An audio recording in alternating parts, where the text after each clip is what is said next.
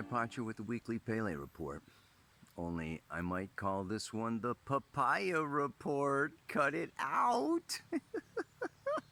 You heard of the Banana Report, the Pele Report. Let's do a freaking Papaya Report. Oh my God. Check out those little guys. I also want to show you, here we've got these little baby papayas. And I want to talk about this a little bit today. Here is an old leaf from that papaya tree that is withering away, dying out. And it will soon fall off that tree. There's a couple more of them here too that are on their way out. Look at this guy. He's starting to sag. That guy farther out there, he's starting to sag. But then we've got, the beautiful fullness of life.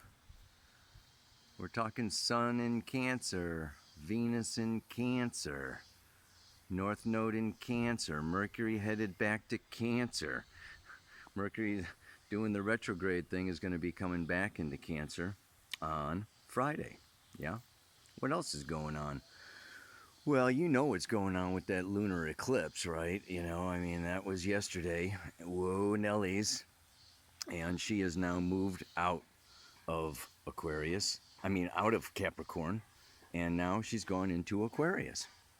She's going to stay over there in Aquarius until Friday. And then hanging out in Pisces. It's a Pisces weekend, moon in Pisces weekend. Friday, Saturday, Sunday. She doesn't go into Aries until Monday. So we got some Pisces moon energy happening. And during that time, and you can see it at the chart that I posted, she's going to conjoin with Neptune, right? So we're going to have this beautiful moon-Neptune conjunction in sextile, right? To the Pluto-Saturn node thing going on in Capricorn, and in trine to the Sun, Venus, Mercury node stuff going on down there in Cancer. So, we've got these oppositions happening. We've just had Venus opposite Saturn, and now, she's coming up, and by Sunday, she is going to be in exact opposition with Pluto. Okay, and Mercury is coming back to join her. That's coming up a little later on, but we've got these oppositions going on, but that moon, is coming through Pisces, going to make a very nice, time there. So this could be a very interesting weekend. We're going to be feeling a shift, I think, as the sun goes into Leo next Monday. There's going to be a lightening up, a speeding up of some of the energy of these times that have been, pretty heavy. Pretty heavy. Let me get over to a rock here, give you that sense of heavy. I'm sorry, man. I'm just not feeling my best today. I'm feeling a little bit like this rock. I'm, feeling kind of lazy, not wanting to leave the backyard. So what else is happening? Give you the rest of these aspects. Venus is in trine to that Neptune exact, okay, on Thursday. And the Sun is exactly conjunct Mercury on Sunday. So you got Venus opposite Pluto, Mercury conjunct the Sun at the same time. Yeah, all there on Sunday. And let me just look at the camera and talk about it. All right, everybody. I'm going to try to get through this. The fact of the matter is, I'm sick. I hardly ever get sick. I haven't missed a frickin' Pele report since I started doing these things in 2010. I think I had a surgery for my appendix. I still didn't miss a Pele report. I don't know how that happened. But yeah, it's just one of these days. This lunar eclipse, the full moon. The moon rules fluids. liquids. It raises the tides and lowers the tides. We get, the waters of the planet actually bulge, right? With that full moon. And when we get an eclipse, all these fluids are going in. In my case, it's mucus. Ooh. Oh man. And this is just, I'm going to talk about Cancer a little bit. Cancer is home, and it's babies, and it's childhood, and it's vulnerable, and it's new, and it's also the kitchen and cooking and alchemy. That at the beginning there, I did my smoothie this morning. That was blueberries, papayas, mangoes, and strawberries. And alchemy. We think of alchemy like, ooh, alchemy. Shamanism, eighth house, deep Scorpio stuff. But you know what? Alchemy is happening like all the time, everywhere, every meal, every time you put something in the oven. Okay, there's transformation happening, especially through heat. I'll give it that. But there's mixing things and different ingredients. So Cancer, this conglomeration of energy in Cancer happening right now around that north node of the moon is bringing us to a certain alchemy, but it's very internal. It's very internal, and I want to talk about this Venus opposite Pluto because it was back in January, if you remember, the middle of January. We had, Mercury conjunct Saturn, Sun conjunct Pluto, I think the second week of January or something. And then Venus came around to hit Pluto, in February. And this is all Capricorn. Capricorn, is associated with the 10th house in astrology. It's job, business, vocation, career, reputation, my duties and responsibilities to the outer world. My goals, where I'm headed. So it's, this is like big business. Okay, this is like, big stuff going on, and it's like, I get ambition, drive towards achievement. And now, 6 months later, Venus comes around to Cancer, Sun comes around to Cancer. Okay, and this is what I am doing in the outer world inwardly fulfilling. And it is this outer and the inner, the 10th house and the 4th house. Capricorn, Cancer, prana, apana. I just posted a video, balancing the prana and the apana. Prana is in and up, and apana is down and out. You can even say it's kind of like masculine, feminine, yin, yang, balancing, all this kind of stuff. And so, we're coming into this, this period where, it has to do with inner feelings of satisfaction, feelings of contentment come from being in alignment with our soul purpose.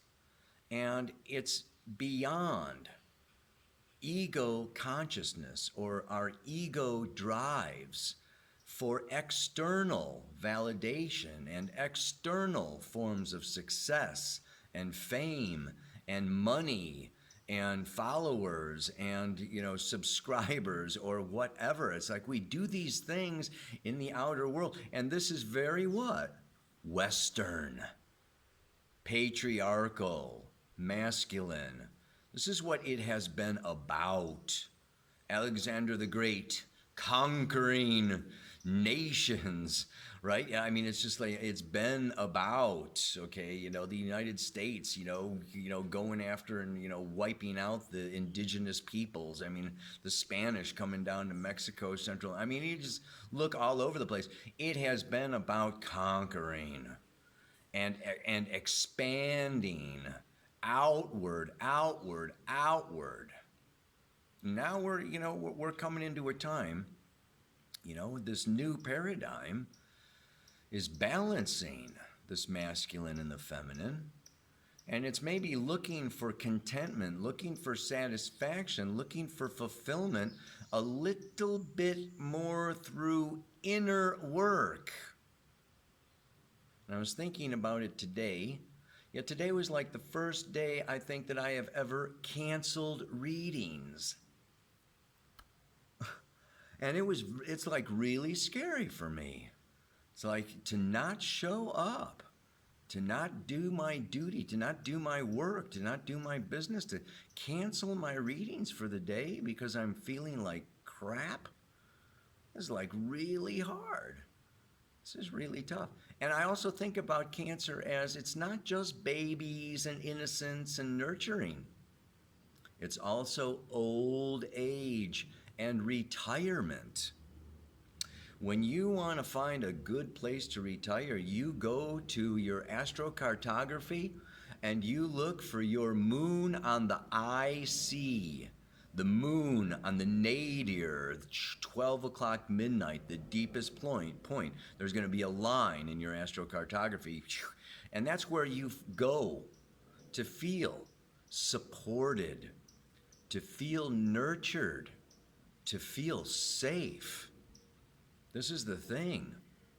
It's like, letting go of, my job, in this case, my readings. I mean, that's my income. I mean, that's my financial security. I mean, it's like when you get sick, it brings up all kinds of different, feelings and emotions and fears around not showing up, not being validated, not being taken care of. And you go into, we are each and every single one of us super vulnerable. It's hard to be in that place of vulnerability. And yet, that is the place where we are our most human. And it has to do with the mantra for today. It reminds me, I think it's Jason Mars, A Beautiful Mess. One of the songs I've been learning on the guitar, and it's like picking up trash in dresses. It's a great one, man. But we are we are perfectly imperfect messes. And we can get objective. Capricorn, Aquarius, right now the moon is, in Aquarius, and it's astrology and astrologers. We can all get into this planetary consciousness and get all objective and get all outside ourselves and look at the big grand picture of the, evolution of planetary consciousness and but you know what, man? Our personal path, our personal journey towards evolving through this planetary school of Gaia, as I call it, right? The evolutionary stages, is that we evolve through our emotions and we evolve through going inward, which I was also thinking about that, your eyes. When our eyes are open, we are mentally stimulated. Eyes and vision give us new data. Every time you put your eyes on something new, something different, it triggers different synapses in your brain, and you are getting mentally stimulated like all day long. That's why in Kundalini Yoga, in meditation, if we think of the East and the West, the East is far more of an inward path. Meditation, you close your eyes. Just think about it. How often, how long are your eyes closed every day? Like hardly at all. It's like we close our eyes to go to sleep and we open them up in the morning and they're open all day long. I love doing yoga, closing my eyes for the whole Kriya. And then, doing some meditation afterwards and closing the eyes. And this brings consciousness inward. And I want to talk about consciousness then, because we tend to think of consciousness as mental. Oh, they're very conscious. Okay, you know, or they're, you know, I mean, if you're very conscious, then you are very awake and you are very alert, and it's kind of like your sixth chakra, and it's like, your third eye, so you're awake. And so, I mean, in exploring consciousness, I have to share this. At the end of the video, you can scroll forward if you're bored, but at the end of the video, I Googled define consciousness, right? First of all, I'll read what Wikipedia says about that, Consciousness is the state or quality of awareness or of being aware of an external object or something within oneself. I was very proud of Wikipedia. Yeah, it is also something about, and then they even go farther. It's really great. It has been defined as sentience, awareness, subjectivity. I was very glad to hear them say subjectivity. The ability to experience or to feel. How about that, Wikipedia? Wakefulness, having a sense of selfhood, and the executive control systems of the mind. Whoa, that's pretty good. That's pretty good. That brings consciousness to, like all the chakras, like it is feeling, okay? But it's something to really get your consciousness down to your root chakra, get your consciousness down to your second chakra. I mean, so we have to think about this. Because my teacher, Jeffrey Green, says, he's talking about, in evolutionary astrology, and I think Rudolf Steiner also, but, there's human consciousness, but there's animal consciousness, there's plant consciousness, there's planetary consciousness, right? There's mineral consciousness.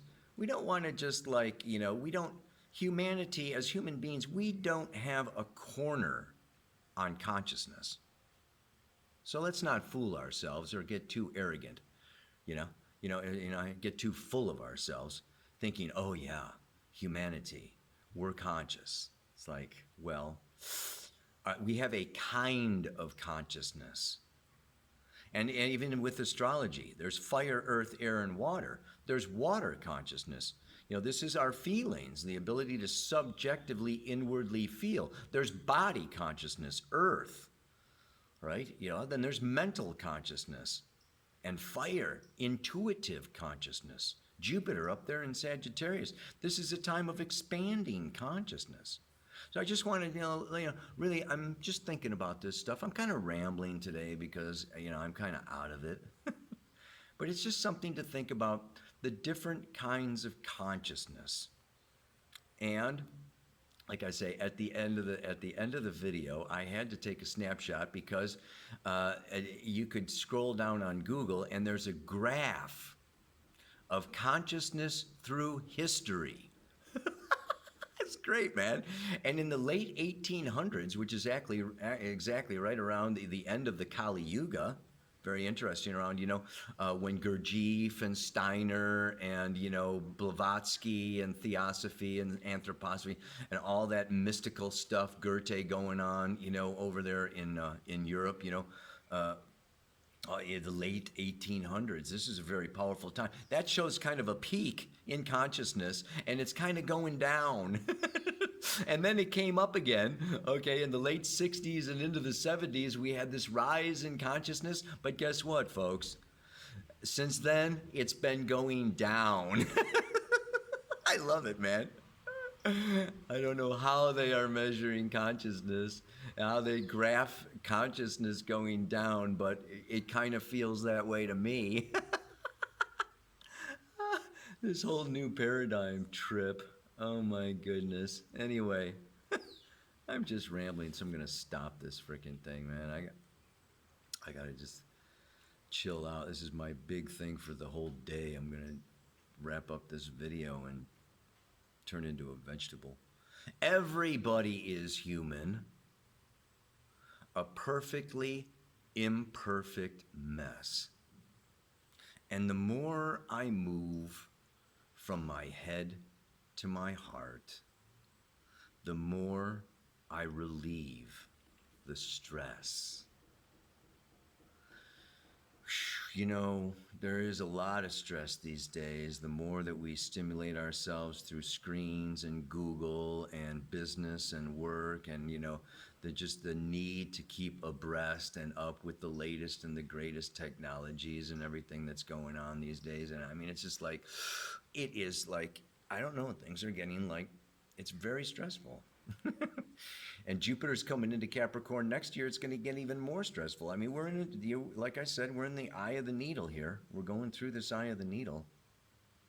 And when we come down into Cancer and now the sun, you know, going to be going into Leo, this is subjective consciousness. Cancer and Leo. Okay, and Leo's about fun, recreation, creation, recreation. Recreation.